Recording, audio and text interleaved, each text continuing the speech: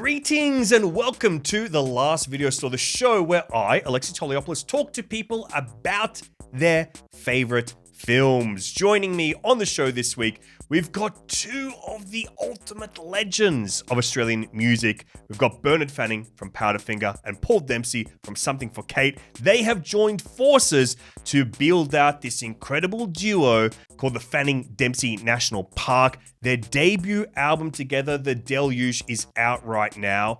I absolutely loved it. I've been a fan of both of these guys for, I don't know, as long as my ears have been hearing music, and joining them to talk about movies was such a thrill. Please do listen to their new album, The DELUGE. And you know what? Tell them I sent you. Tell them they heard about from the movie geek guy, that guy that loves movies, to listen to music for a change as well. That is how much I respect them and how much I love this new album. And what we're going to be doing on the show is I'm going to be talking about their favorite movies. I'm going to give them a recommendation based on their taste. And if you want in on that, just like them, you can give us a 5-star review on Apple Podcasts, on Spotify, leave it in a YouTube comment, message us on freaking Instagram, or leave it as a comment on Instagram, rather, on one of our posts. And in your message, review, comment, give us your new release title and 2 of your favorite weekly title films, and I will give you a staff pick recommendation based on your taste. We've got one here right now. Alex, our dearest producer, please read it out to me. Hello. Okay, Hello. so this one comes from Warpstone. Hello, Warpstone. They say, I love the format of this podcast. Wow, thank you. I'm proud of it. Alexei is a great interviewer and has an Yikes. interesting collection of guests. Yes, interesting. Warpstone's one new release is Civil War. I really dug Civil War. Love that movie. And 2 weeklies are Michael Clayton. Oh, I love Michael Clayton, George Clooney, Tilda Swinton. And Akira. Akira, one of the great anime films. You know what? I'm going to give you something kind of off Michael Clayton, really. It's a Denzel Washington movie called Roman J. Israel Esquire, and it is an odd kind of legal courtroom film that is, I think, supremely underrated. It takes away all of Denzel's kind of his riz, if you will, and he plays kind of like an odd fella. Absolutely love it, and it is from Dan Gilroy, who I believe is the brother of the guy that did Michael Clayton. Holy shit. So check it out. Roman J. Israel Esquire. And now let us get on to the show. We're going to do the same thing right now with Bernard Fanning and Paul Dempsey of the Fanning-Dempsey National Park. The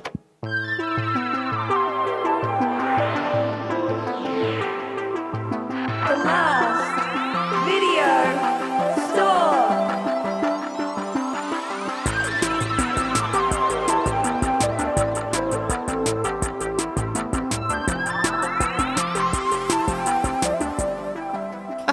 Okay, well, guys, thank you so much for joining me here in the Last Video Store. We're going to sign you up. We're going to get you some movies. But we're also going to do something different, where I'm going to recommend you guys a film based on your combined taste so you can watch it together. Excellent. Awesome. Look forward to it. But when it became more prevalent in the late 70s, it came to dominate. Yeah. Yeah, Wendy Carlos and, Exactly. I watched The Shining recently, and, there's so much weird synth. And for a movie like that that's so, it's so widescreen, and it looks quite classical, but then it doesn't sound classical. Exactly, yeah. Yes. Especially that opening sequence where they're just driving up the lakes, into, the hill, the mountains. And it's this really electronic sound, but it's so sinister, and that usually Very would have spooky. achieved. Yeah, and it would have been achieved with an orchestra, but it was so new at that time to have, that Wendy Carlos score.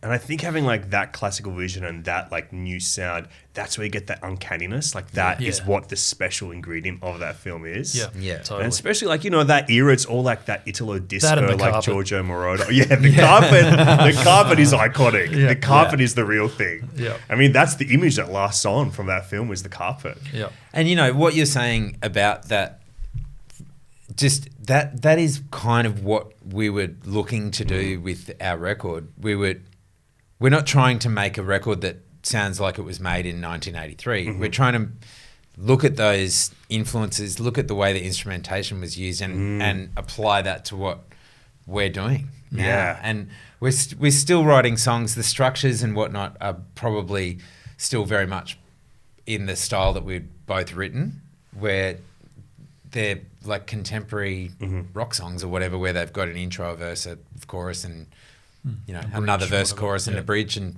outro maybe. So there's nothing that wildly unusual about it. It's just the way that you present them.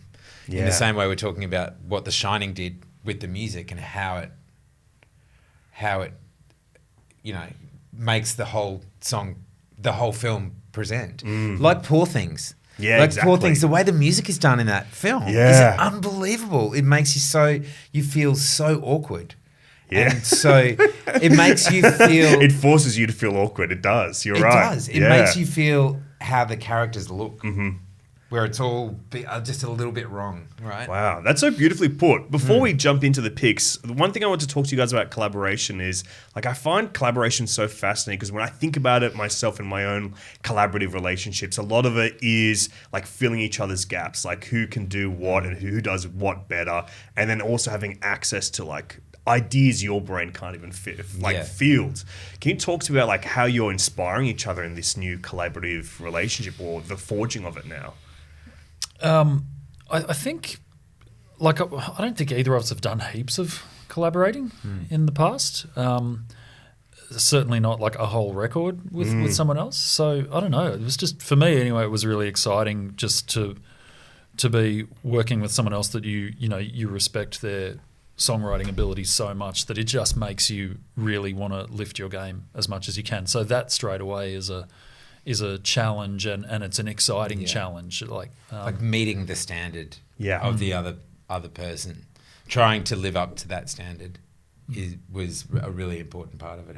Yeah, and then just the idea as well that we wanted to use different tools. We wanted to use a different sonic palette. So then there was this other exciting element of like, what does that sound like? What does that synth sound like? What if we use that instead of a guitar? Like getting to muck around, getting to play. It was play. And especially for me with synthesizers, because that's never been my world. Not so much Paul's either, but he was certainly much more adept at it than I was.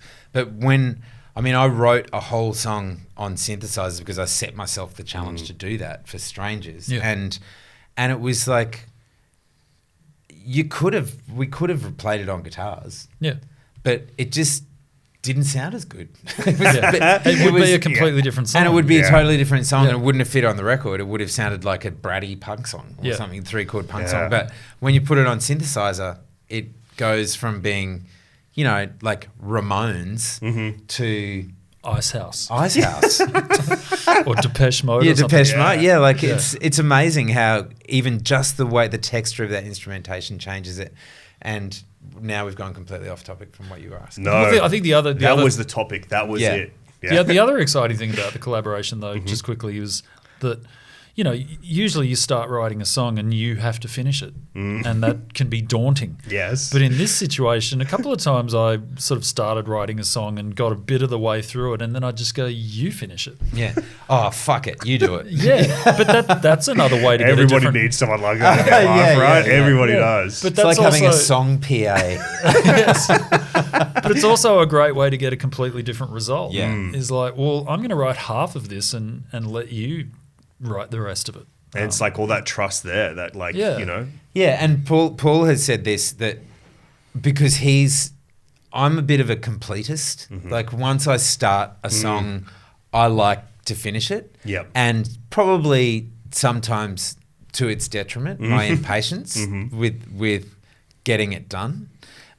Whereas Paul will kind of hold on to and work on an idea for a long, long time. And so we complemented each other in that way as well, where I was able to finish things that he would have maybe taken another couple of years to get done. And at the same time, stuff that I'd got done, and he was like, don't know if that's for this project. Wow. But yeah, not I love like that. But not in, there was no cruelty involved or anything, but more like, This is where it's finally coming out on this podcast. yeah. Hey, fuck that guy. But no, it's more like I probably could have worked longer on some of those songs and then and adapted them to what we were doing. Yeah. Right. Yeah. But it would have been like that thing of like just shoving it all into a sack where it didn't really belong. Yeah. And we can guarantee this album has no shack shoving at all. No, there's no No sack sack shoving. shoving. No. This Yeah. is it. No. Yeah. Well- Sack whacking, sure. Sure. Of course, that's part of collaboration. Some manipulative massage of the, Yeah. of the sack. New release. Well, let's all get together, manipulate this sack, and we're going to get into your picks, your movies. And I'm going to say this. I'm looking at this pile that you guys have got. You got some beautiful freaking movies here. Yeah. And normally what I do on this show is I'm going to recommend the guest the film based on their taste. But because you guys are about to go on tour, you're going to spend many nights and many days together. Your moons and suns are going to be entwined. I'm assuming that you're probably going to have some downtime. Yeah. And maybe a downtime where you don't need to talk with each other Yep. would be in order for you. So I'm going to try to use both of your tastes, combine them, find something that envelops them both, and recommend you a film so you can watch together on Yep. tour. Perfect. Awesome. Doesn't have to be on tour. If you just want to hang out and watch it this afternoon, Yeah, I'm happy to join exactly. you do it as well, man. Awesome. But we're going to start with your new release titles, and we're going to start with yours, Paul. This is a lovely Irish film called The Banshees of Inisherin.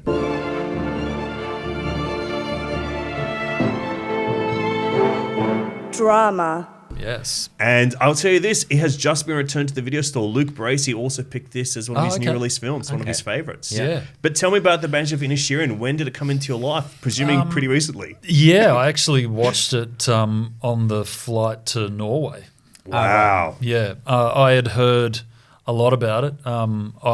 My family is Irish, and my three older sisters had all raved at me like, "You must watch this movie immediately." It is the duty of the Irish to watch this It's movie. a very it's a deeply Irish film, I think, and I just love the simple premise of it that one guy just decides that he doesn't want to be friends with his friend anymore. It's just so, and the way it just turns into this terrifying thing from there. It's almost so Irish. It's almost Russian. Yeah. It's that. That's so funny. It's so That's so true. so dark that it's like dank. Yeah. Yeah. And yeah, I think only like Gogol or some or Bulgakov, some Russian writer could have come up with something like this, right. where it's It's just like, disturbing, I don't yeah. want to be friends with you anymore, Yeah. and just take it from there. That's so beautifully put. But it's so beautifully filmed as well, and it's just gorgeous Looks scenery. amazing, doesn't it? And Those crispy hills. And the casting. and the casting very is so- small cast, but every single person is just so brilliant. And Farrell's so awesome at being confounded, don't you think? And being really like he just there's times in your life where you have that feeling with friends or family, especially, Yep. where you're just like, what the fuck are you doing? Like, what is this about? Yeah.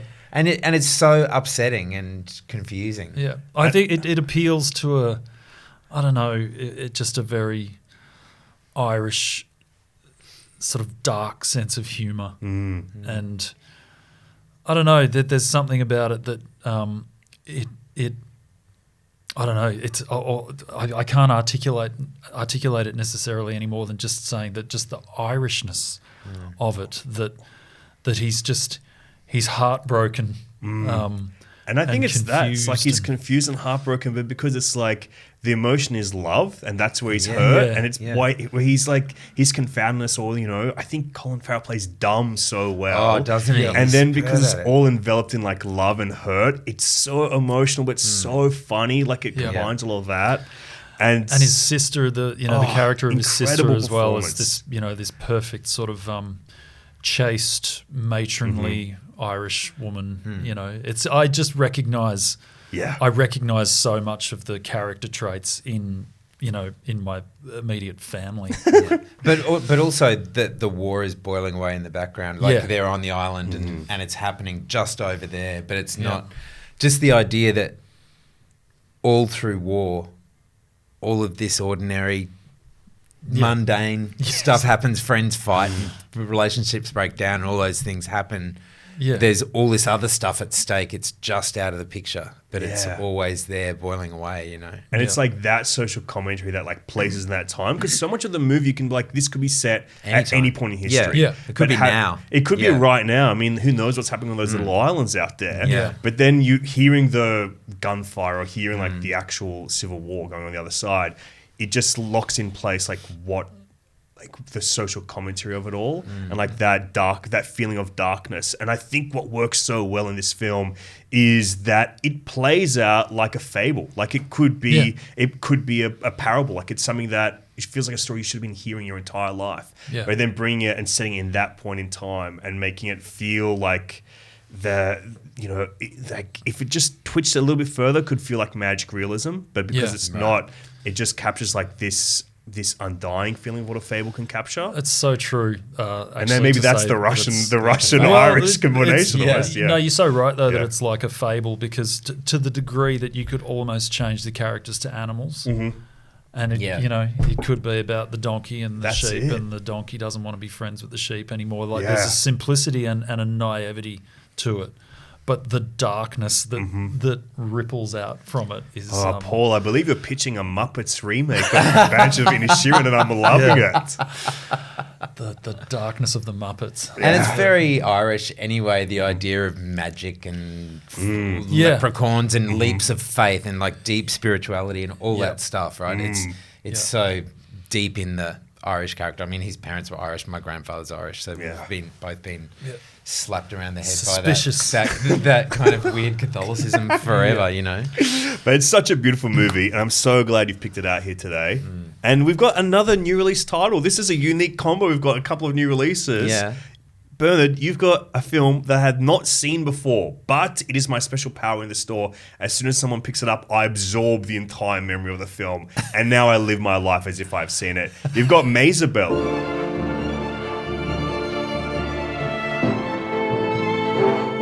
Drama. Which is a Spanish film from the last couple of years. Yeah. 21, I think it came out. 2021, by Ikia Boleyn, a Spanish female filmmaker. Can you tell us about this film and why you chose it? Okay, the premise of the film is it's based in the Basque Country in Spain, which is the northern kind of province. There's always been, well, not always, sorry, for the last 120 so years, there's been a separatist movement, which people might be familiar with the name ETA, which is an acronym for a Basque name, which is impossible to pronounce because it's the for only, us at least, it's only, impossible. for us to pronounce. Yeah, I tried a lot with Maixabel already. Euskadi is the language that they speak, and Yeah. it's the only language in Europe that has no trace to Latin or there's no trace Germanic to or any other language. Yeah. So it's completely unique in its thing. So it's the south of France, Yeah. north of Spain. Anyway, it's about the separatist troubles basically that happened there, which are similar to the Irish troubles in some way, where Spain is seen as the occupier. So this woman's is the protagonist of the film. She Maixabel, and her husband is shot in the opening kind of minutes of it and killed by the terrorist group. And it's he's about a politician who's a formerly in that socialist group. Yeah, that's right. Yeah. He was actually a sympathizer to ETA. But it's about the fallout that happens from the murder, and it's not so much a movie about politics, it's a movie about forgiveness. And because what it is aiming to do is that there was a program, and this is a true story. This is based on a true story. This woman is a real person, and she's a remarkable, incredible human. But there's this program of restorative justice, basically it's called, where the victims, the families of the victims of ETA, are to meet the perpetrators of the crimes, the people that have killed their victims in terrorist incidents, and they have this system where they get together and they talk about it, and it's for those etaras, the terrorists, who repent and basically say that they're sorry about what's happened and that they've basically left the group, most of them. So it's about this process of them coming together and how it works. It's very complicated, but it works on a few different levels. So it's a story about compassion and empathy, but also about the repercussions and the different levels and the kind of cascading ripples of horror and trauma for. Trauma is a bit of an overused word these days. But it's apt here. But It yeah, is. it's very of apt trauma here. that affect the perpetrator, the victim, the victim's spouse, the victim's children, the village that they live in, the politics of their surroundings. And the country even around them as And well. even like It's- within families, because I remember like within one family there's anger over someone's choice to speak That's right. to a perpetrator, and the other family members are like, how can you even Yeah. talk to that person? And it's So, an yeah. extremely cathartic film as well. It's 'cause amazing. it really takes you on that journey because it's set over about period of like 11 or so years where you've got the assassination at the start, and then you kind of get glimpses into the lives, and then you get stuck in like Yeah. that present moment of like just these, like it's a very difficult film, but it's those really strong performances that like the what acting bring it is together. incredible, isn't it? Absolutely incredible. Yeah. Blanca Portillo plays Maixabel, Yeah. and she's like a fantastic actress. She's probably Yeah. best known as she plays like the neighbor in Volver, the Pedro Moldova she's film. in Almodovar movies. She's in a couple like Broken Embraces as well, but Yeah. she's just, I think it's this performance of hers, like there's this reserved nature to it. We've got like that backlog of emotion just being held up. And when it like breaks through in those moments and it's like a very assured performance, it's quite phenomenal and cathartic almost- is the only thing I can say about It it. almost feels like documentary. Yeah, Sometimes the way it's like it's really just handheld that's right. camera, and the performances are so real and raw and intimate that Yeah. it's hard sometimes to not think you're just watching a documentary. And I'm an absolute sucker for a prison movie as well. Like I'm fascinated by it, and because my wife's Spanish, so we lived in Madrid. Yeah. And I'm pretty fascinated with the Basque Country itself. It's incredibly gloriously beautiful. It's, you know, Spain is a country that's quite arid, and so especially the south of it is really dry. Lots of dirt and olive trees, basically. Smells like olive. It smells like olive oil. Wow. Most of it, right? That's It's what I was accused of smelling like my whole of my course, your teenage whole years. It's not dissimilar to Greece, Yeah. right? And then as you go north, it gets progressively more green until you get to the Basque Country, up near Bilbao or whatever. It's kind of like Canada. It's Yeah. really steep mountains, lots of really deep green pines and stuff like that. Beautiful foliage and incredible scenery. Anyway, I went up there and I went to do some recording in a studio just outside of Bilbao, and went a couple of Australians, a couple of my friends came over, and we went up there and we were recording with these guys who are Vascos. They're from there, and we went out on a Sunday morning. I went out and got some churros, right, which is like classic Spanish breakfast scenario. And I brought them back for everybody, and we were sitting there, and I was explaining to these guys, the Australian guys, I was saying, you know, this is a very traditional standard thing that people do here in Spain, and this is what they have for breakfast. And one of the Bascos interrupted me, and he goes, "This isn't Spain." And I was like, "What do you mean?" And he goes, "This is the Basque Country." So it still exists. I mean, this was in 2013, Yeah. and he was 19. Wow. This kid, he was the assistant in the studio, and like, it's the mentality there of the separation of the Spanish state and the idea of what the Basque Country is. It's still there. I mean, the Etarras have laid down their arms, and there's no longer an armed struggle. They came out at the end of this film. They talk about it, right? And it's the idea of, well, like culture and country and the connection of that, and That's like how right. essential that is. It's incredible. And in Europe, those conflicts, they're centuries old. The history of every country in Europe is so much different to what the history in Australia of European civilization, of Western civilization in Australia is to. I mean, Aboriginal people would be able to make some great films about their cultural conflicts too, you know. Yeah. And what was the Rolf de Heer film? 10 Canoes. 10 Canoes. Yeah, That 10 was amazing, Canoes. wasn't One it? of my favorite films. It's an incredible movie. I love Rolf de Heer. Yeah. I think he's one of the greats. Yeah. And Bad you guys- Boy Bubby, right? I mean, that's That's great. one That's of the most craziest disturbing movie. movies of Yeah. all. Yeah. I think it's really beautiful as well. Yeah, I have to rewatch it. I haven't You watched have it since to. it came out. Yeah, you actually. have to. Yeah. Well, I mean, I got to say, you guys watched this movie together as well. Was this a fun? Yeah. Not a fun. I sit didn't even together? remember that. I forgot that we went Yeah. to the flicks together to see that. Yeah. Yeah, I think it was pretty early on when we just It must have been we'd 22, been working 21, remotely. I think it was like the first time you came down to Melbourne. Yeah. I think my wife had seen it at the Spanish Mm. Film Festival in Byron and Yeah. told me how good it was, so we went. Wow. Yeah. And we've got to thank Maixabel for bringing you guys together then. Yeah. That's it. Yeah. It should be in the special thanks in your, Yeah, in the yeah. appendices. Yeah. Well, if only we could pronounce the director's name, we could put it thank you on the record. Yeah, well, in writing. You can put it in writing. Yeah. Well, I mean, it's a great choice. I'm glad you put it on my radar, and I'm glad you put it on the radar for our listeners and viewers, because I think it's such a beautiful freaking movie. And I love Spanish cinema, and I think it's very rare to find these films that speaks so specifically to another culture, because often they don't come here. Like this probably didn't play outside the Spanish Film Festival. Yeah, that's right. But this is And the Palace maybe or something. yeah, maybe a few sessions at the Yeah. Palace, Friday afternoon. Yeah. Friday afternoon at the Palace, great way to go to I spend would time recommend- with 100 old people. Yeah. I would recommend to people listening that intend to see it of doing a cursory 10-minute read about the Basque conflict, even on Wikipedia or Yeah. whatever, about ETA and Yeah. what Yeah. their aims were or whatever. It helps to contextualize a lot of the stuff that's going on. Yeah. But the really interesting part about it is that idea of small villages being divided.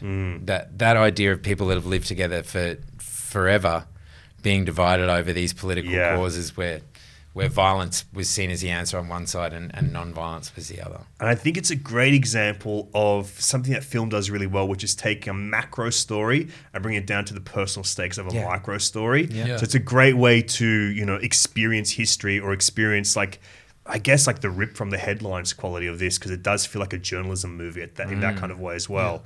Great pick. Weekly. Let us get into our weekly choices. And I actually have both of them here for both of you. No way. We've got yours and we've got yours right here. Oh my God, you've got this. Yeah, we've got it. Shall we start with this one then? Yeah. Living in Oblivion? Living in Sure. Oblivion. Cult. This is an absolute cult comedy classic. I love this film from Tom DiCillo. Yeah. And it stars Steve Buscemi amongst many other great independent artists of that time. And it is a story of a low-budget indie film. When did this film come into your life? When it came out, was it 95? It was around 95, It was yeah. mid-90s, right?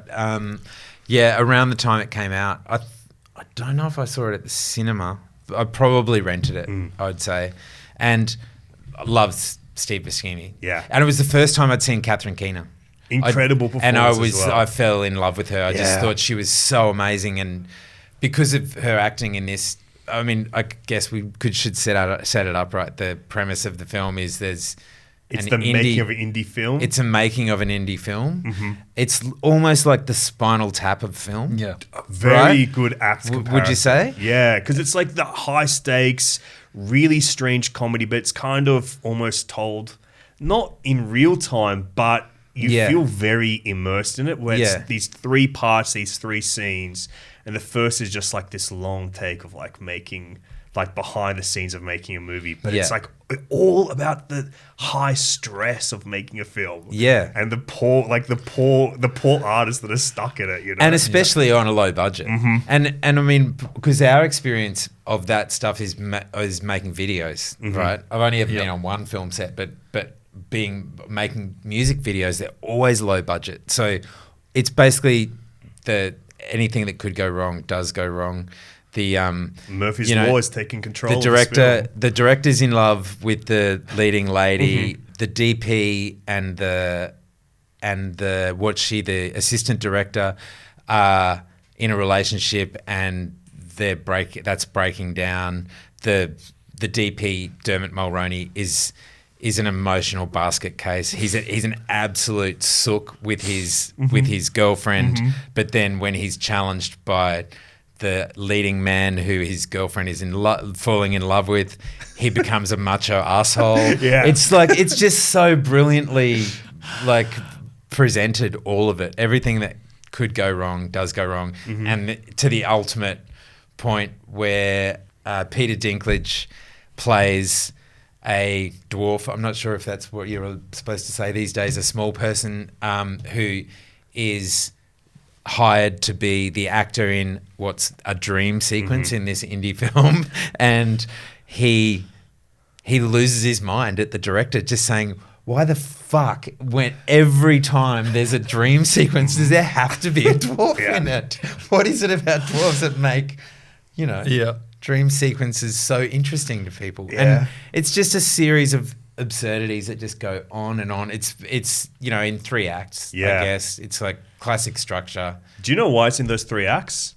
Originally, he only wrote the first part first. He only wrote the first part. It's only going to be a 25-minute film, right? Oh, right. And it was they only had 5 days, like that was Yeah. it. Everyone signed up, but everybody, it's the opposite of the film itself, where everybody had such a great time. They're all like, "Turn this into a feature, please! Exactly. Turn this into a That's cool. feature." And they basically bought themselves apart, right? Did you read about how the film was financed? So he didn't have the money to make it. So he basically said to all of his friends who were actors, who was Keena, Buscemi, all these guys. Yeah. He said, if you want to be in this film, you have to give me $5,000 Yeah. to make it. Dermot Mulroney was like, "I love it. I want to be the lead. I'll give you Yeah. money." He goes, "We can't be the lead, but I'll take your money." And it's in fact, Brad Pitt was lined up to play The Brad Chad Pitt-esque Palomino, character, yeah. who's this Hollywood stud Yeah. actor who comes Very in much a and, Brad Pitt. looks like Brad Pitt. He was actually supposed to be doing it, but it was when he made Legends of the Fall, and so he couldn't do it. You 'cause sent it to the next level. There was some scheduling. He was literally clash. being Chad Palomino. He was being Chad Palomino. I also love that scene as well with like Steve Buscemi just letting loose and just flying every problem that he has with everybody on set. Yeah. It just captures like the frustration that one finds being on set in such like a very pure way. But just, I think this is such an underrated comedy and so fun. Really good. And I think it's a real highlight of this era of independent film in the 90s that are taking these swings, that are making these like weird choices and stuff. Yeah. I saw it at the cinema and I haven't seen it since. And very disappointingly, it's not on any streaming services. Yes. At the I moment, had to which is buy the really DVD. sad. Yeah. But I do remember seeing it at the theatre. And I remember I knew Catherine Keener at that point from the Hal Hartley films. She was in that movie Trust, which was I loved at the time. But yeah, it was like that time in the mid-90s, there were like, all these, the sort of indie art house films were, I don't know, it was a really creative, prolific time for that sort of level of filmmaking. Yeah. And there was this, this great sort of school of actors that were all, in all these various films. Were these kind of films, like these independent films for both of you at this time, were they inspiring you to get out to go into the cinema more? Did you feel like there was something exciting going on in the film world? Yeah, absolutely. I mean, I remember just going from like, going to like Village cinemas or whatever to see whatever new releases were, to sort of discovering when I moved up to the city after like finishing high school and discovering like the Kino cinema in Melbourne, and just that there were these other kinds of movies coming out, and you could pretty much go and see anything and just be really excited and amazed at how different it was. It just wasn't like the, Hollywood stuff. Yeah. And it was almost invariably better. I was in Brisbane, so I think it was Dendy, maybe. Yeah. The Palace came a lot later than that, but Dendy was the only cinema there that was regularly showing, foreign films or indie films or art house stuff. Yeah. So, yeah, I went to the flicks a lot more often in those days. I mean, I didn't have children either, so your life kind of changes in that regard. You get stuck seeing Garfield quite a lot now, I can imagine. Well, we've got one more choice from you, Paul. This is your weekly title, and I'm going to say this is one of the films I may have seen most in my life. Yeah. You've picked out Groundhog Day, starring Bill Murray. Comedy. Yeah, I know. It's like you get asked to pick a movie, a classic movie or whatever, and, your mind goes to, Stanley Kubrick or Lars von Trier or Andrei Tarkovsky, we've all the name-checked them. highbrow stuff. You've even said Hal Hartley on this episode. Yeah. You've name-checked the greats. And then you just kind of go, well, I don't know, what is a weekly film? Like, what's just a film that everybody should see? And 99.9% will love and enjoy because it's just such a cool, sweet, awesome movie. And Groundhog Day, I think it might be as close to a perfect film as you can get, in the sense that it's not long, it just starts and every beat is just on. It doesn't overdo anything. There's no flabby bits, there's no dead spots. Every setup pays off. Goes. And in 3 acts, and it's just a really simple premise. Again, it's not overcomplicated. You don't have to deal with any, multiple dimensions or time travel or whatever, or quantum events. Yeah. It's just... Kind of. Yeah, but it's not like... It is Groundhog Day. Yeah, I mean, the chronology sort of freezes for him. Well, for everyone else, but not for him, But I think that's the special sauce that you're talking about, is like it doesn't lay it on thick. Like it's not, apparently there's an early version of the script where you find out it's a witch has put a curse on him because he went on a bad date with her or something. Right. But I think removing that and just allowing the magic realism to exist in actuality, like there's a reality set in this film that you buy into, it makes it all work, and it makes it work for anyone. Like it's such a big... Like it's a big premise for a comedy. It's a big premise-led comedy, but you just go in and you buy it because you trust Bill Murray, you trust Andy McDowell, you trust Chris Elliott, you trust like all these like great character actors that populate this, strange little town of Punxsutawney, and the magic works. Yeah, and it Murray manages to, but it manages to deliver this sort of evolution of his character without really ever getting like overly earnest or soppy or sentimental. Like, the character evolves, but it's just always funny, and it's never like, what's the word? Like, I don't know, like didactic or preachy, or it's just funny start to finish. He is a caricature at the start. He's a grumpy journalist, right? Who's really up himself because he's on TV and he thinks he's the hot shit kind of thing, right? Yeah, and he's kind of sleazy. And, and then he just... But, I mean, Bill Murray is one of the great actors of the last 50 years, surely, because he's able to play any role, really. Yeah. Well, as soon as he's in something, it's a Bill Murray movie. Pretty much. It's true, isn't it? Yeah. And this is like the ultimate version of that, because you do see him he captures like the 2 versions of Bill Murray, which is like the arsehole, like that curmudgeonly guy. When you see him going in those loops where you can tell he's the bad Bill Murray. And then you get those ones where he's like, it's paying off, and you start seeing him change, and you start seeing those feelings. I love the way you said it's like not didactic, because it's like, it really isn't. It's not preachy at all, but it has like this philosophy in it, and it is kind of like this humanist philosophy of kindness and understanding and empathy and finding, like learning who people are. Yeah, but it's not all like, oh, you should all try and be better people.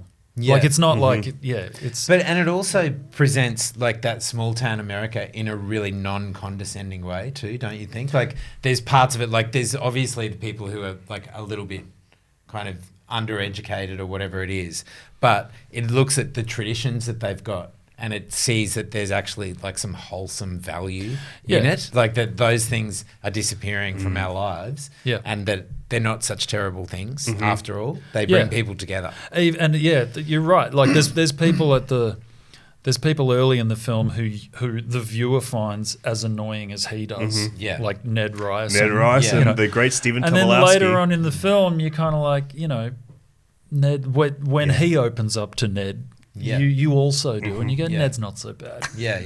But exactly.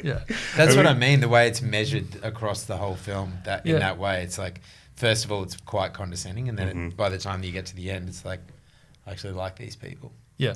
You know what? I actually think this would make a perfect double bill with a film we've already talked about, mentioned, Bad Boy Bubby and Groundhog Day. I actually think there is that commonality between the way that they're structured.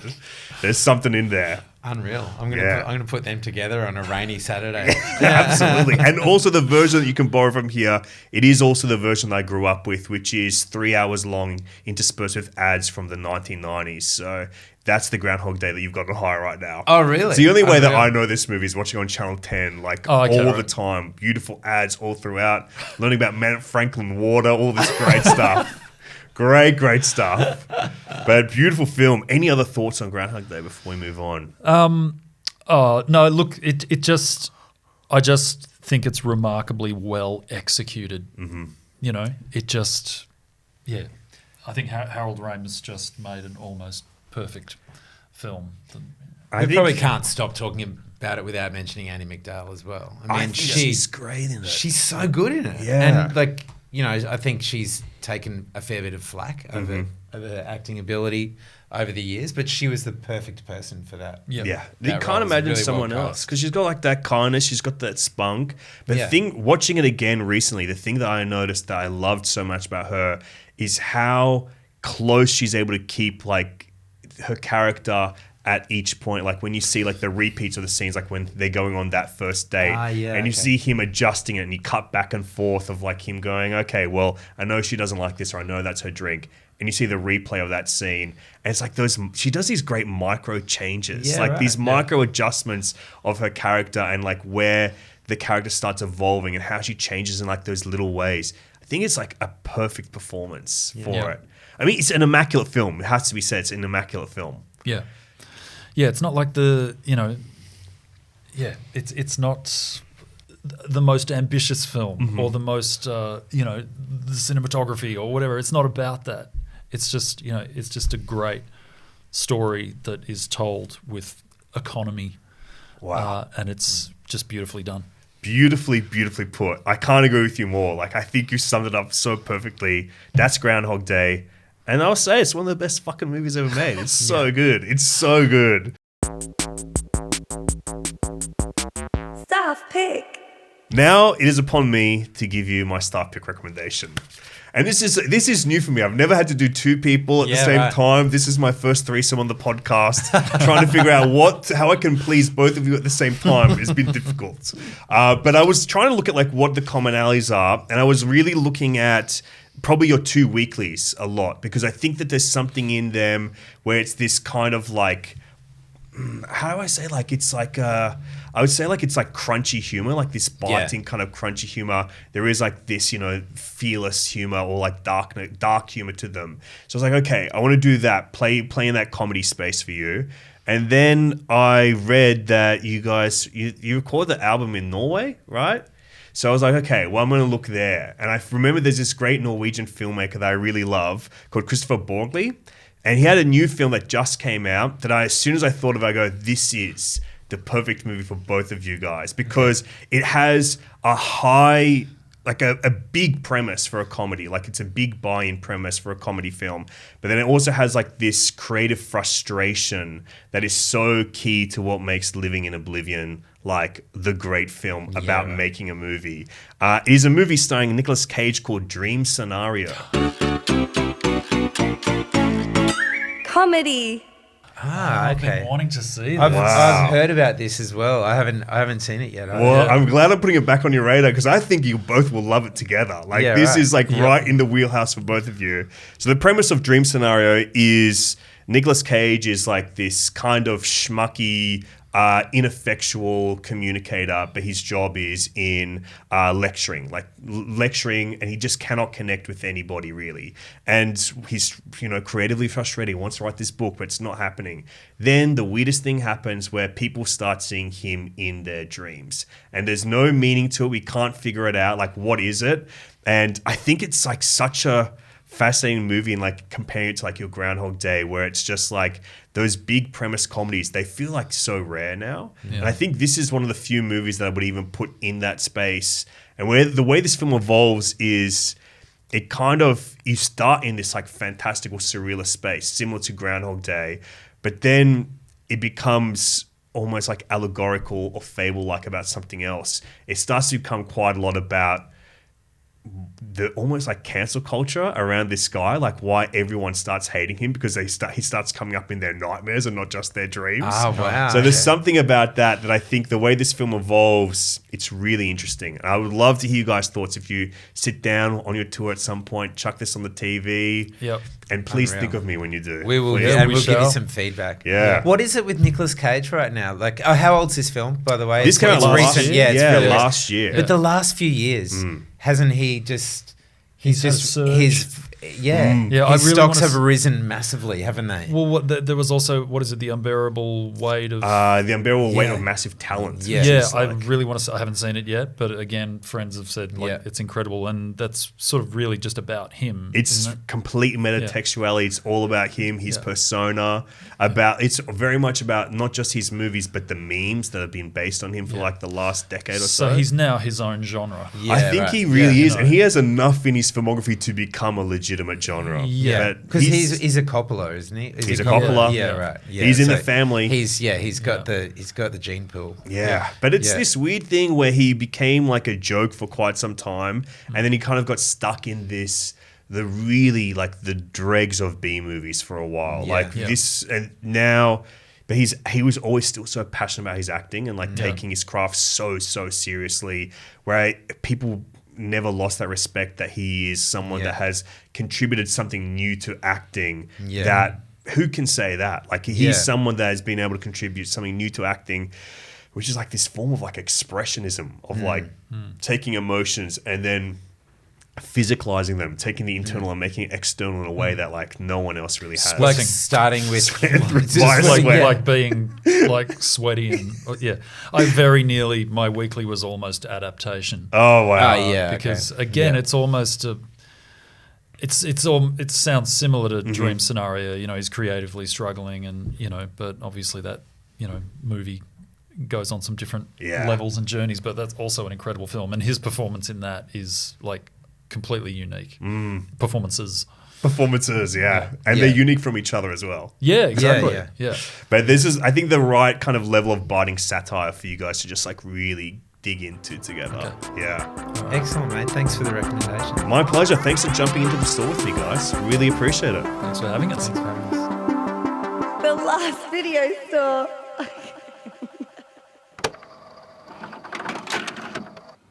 So that was Paul Dempsey and Bernard Fanning of the Fanning Dempsey National Park. Their new album is out right now, and they are touring that album and show. And I will be there. Will you? Yes, you will. And I'm going to tell you where you can find their movies. If you want to see The Banshees of Inisherin, it is on Disney+. If you want to see Maixabel, it is on SBS On Demand. Groundhog Day, it's Groundhog Day. You can watch it every day for the rest of your life for free on Stan, Amazon Prime Video, Binge. It's everywhere. It's a very famous movie that you should all see. Living in Oblivion, the opposite. It's almost on nothing. You can buy a DVD. You can maybe watch it on YouTube or something, but it is a bit of an obscure film to find these days. And my recommendation for them, based on their taste, was Dream Scenario, which is on Netflix right now in Australia.